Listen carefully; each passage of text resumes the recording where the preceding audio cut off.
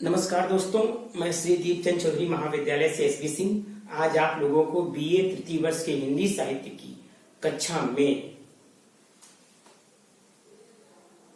शास्त्रवाद के बारे में अवगत कराऊंगा। आप लोग ध्यान से पढ़िएगा और समझिएगा।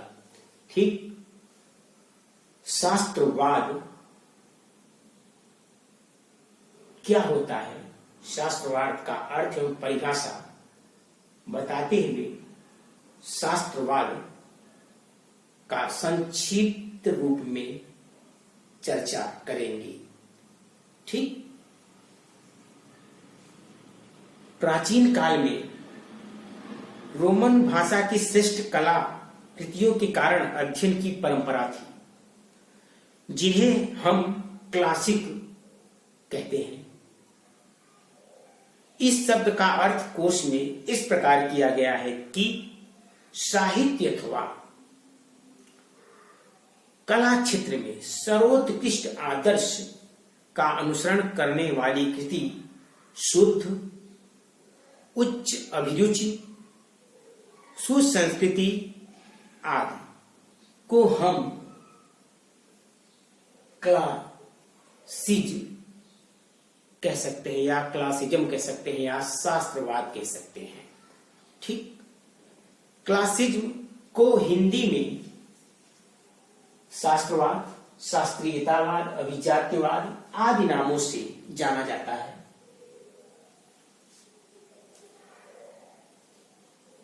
शास्त्रवाद का जो इतिहास है वह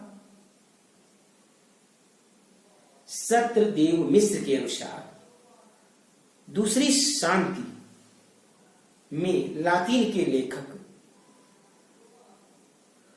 ओलस जेलियस ने अपनी पुस्तक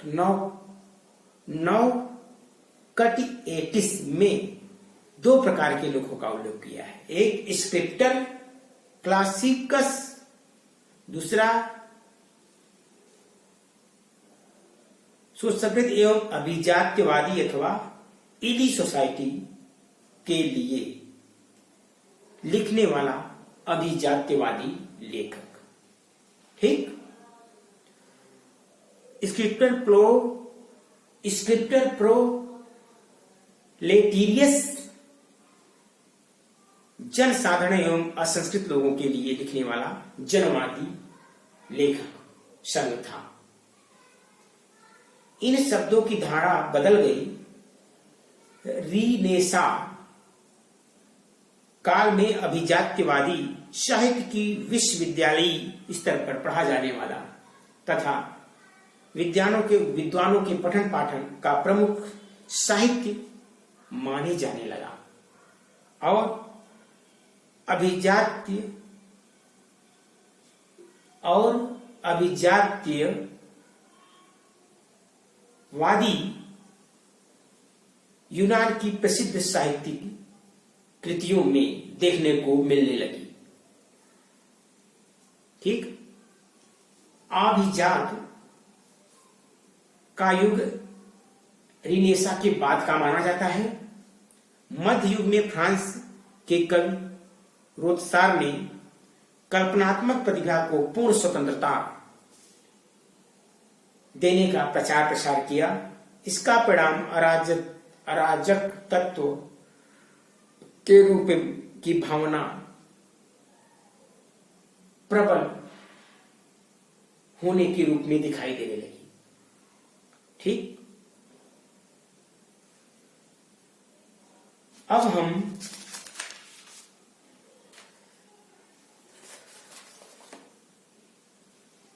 वर्तमान साहित्यकार की साहित्यिक दायित्व है कि उन्हें पूर्ववर्ती साहित्यकारों का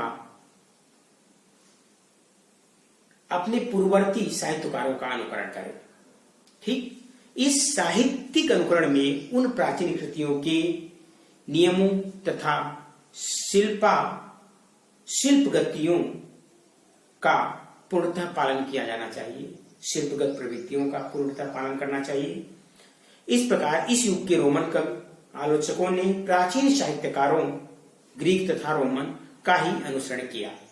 ठीक, यानी जो शास्त्रवाद है, शास्त्रवाद के लेखकों ने, रोमन कवि आलोचकों ने प्राचीन साहित्यकारों ग्रीक तथा रोमन का ही अनुसरण किया। तत्कालीन प्रसिद्ध कवि आलोचक होरेस की अवधारणा थी कि प्राचीन यशाकामी यूनानियों को ही काव्य देवी का वरदान प्राप्त हुआ है, काव्य सृजन का वरदान प्राप्त हुआ है। आज के साहित्यकारों को यूनानी साहित्यकारों द्वारा स्वीकृत एवं प्रतिपादित शिल्प नियमों का ही अक्षरशः पालन करना चाहिए। यह प्रभाव इटली, फ्रांस एवं यूरोपीय देशों में व्याप्त हुआ और रूढ़िगत परंपरा को महत्व देते रहे। फ्रांस में ब्यालो को होरेस का उत्तराधिकारी कहा जाता है, तो इंग्लैंड में होरेस को मान्यताओं का समर्पण फिलिप सिडनी तथा बेन जॉनसन को दिया जाता है। ठीक, यही धारणा 18वीं शताब्दी में नवशास्त्रवाद के कारण प्रतिस्थापित हुई और शास्त्रवाद दो हिस्सों में बंट गया। प्राचीन यूनान एवं रोम के साहित्यकारों को शास्त्रवादी करार दिया गया और यूरोपीय चिंतक डॉक्टर जेनसन जैसे पोप आदि नवशास्त्रवाद के पक्षधर कहलाए। शास्त्रवाद का स्वरूप या विशेषताएं हम लोग जान लेते हैं। शास्त्रवाद का स्वरूप और विशेषताएं होती क्या है? शास्त्रवाद के स्वरूप पर चर्चा करते हुए Goethe, Schiller, Matthew Arnold, Grierson, Horace, बेंजाइनस इत्यादि पाश्चात्य काव्यशास्त्रियों ने अपने अपने विचार प्रकट किए। इन सब के आधार पर इसकी प्रमुख कथ्यगत एवं शैलीगत विशेषताएं सामने आई। ठीक, अब शास्त्रवाद की कुछ विशेषताएं जो होती हैं वह हम आपको बता दे रहे हैं कि शास्त्रवाद की कुछ प्रमुख विशेषताएं होती हैं। शास्त्रवाद की जो पहली विशेषता है भव्य विचार एवं लोक कल्याण की भावना।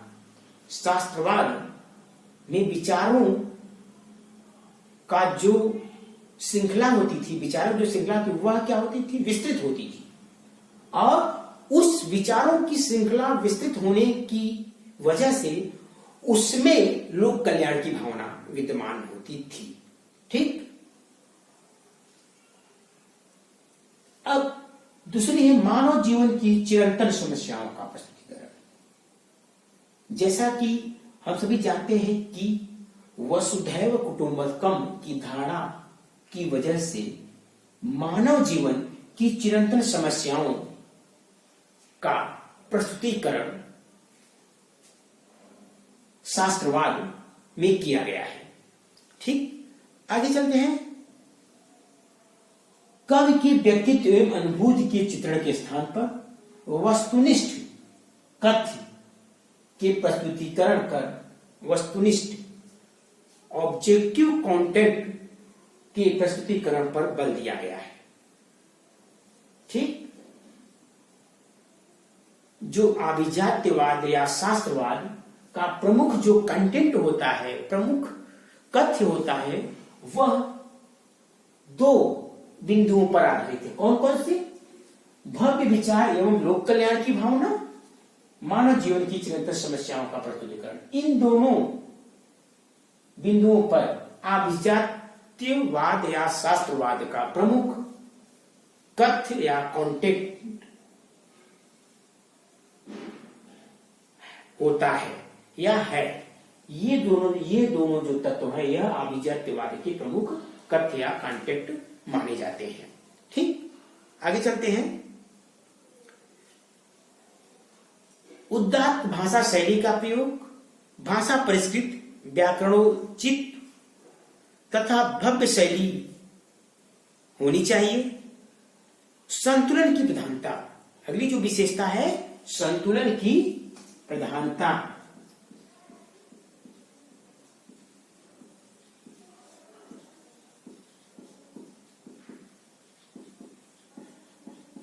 संतुलन की प्रधानता, ठीक है।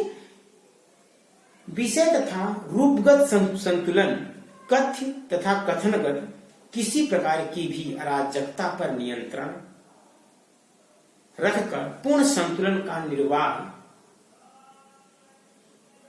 शास्त्रवाद के आलोचकों को करना चाहिए, ठीक। भावनाओं की अराजकता को व्यवस्थित करके शैली में कठोर संयम का पालन किया जाना चाहिए। उपसंहार में उपर्युक्त विवेचन से निष्कर्ष रूप में शास्त्रवाद के बारे में हम कह सकते हैं कि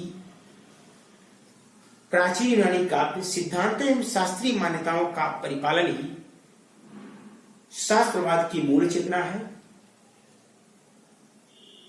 इसे अभिजात्यवाद, शास्त्रीयवाद, शास्त्रवाद, क्लासिज्म इत्यादि नामों से जाना जाता है और आगे चलकर इसके समर्थकों ने नव शास्त्रवाद की घोषणा की, क्योंकि बच्चों हम जानते हैं कि शास्त्रवाद दो भागों में बढ़ गया था। एक तो शास्त्रवाद था, एक आगे चलकर नव शास्त्रवाद कहलाया, ठीक है। आज के लिए इतना ही बच्चों। उम्मीद करता हूं कि मैंने आपको शास्त्रवाद के बारे में जो भी जानकारी दी वह आपको अच्छी तरह समझ में आ गई होगी। बहुत बहुत धन्यवाद।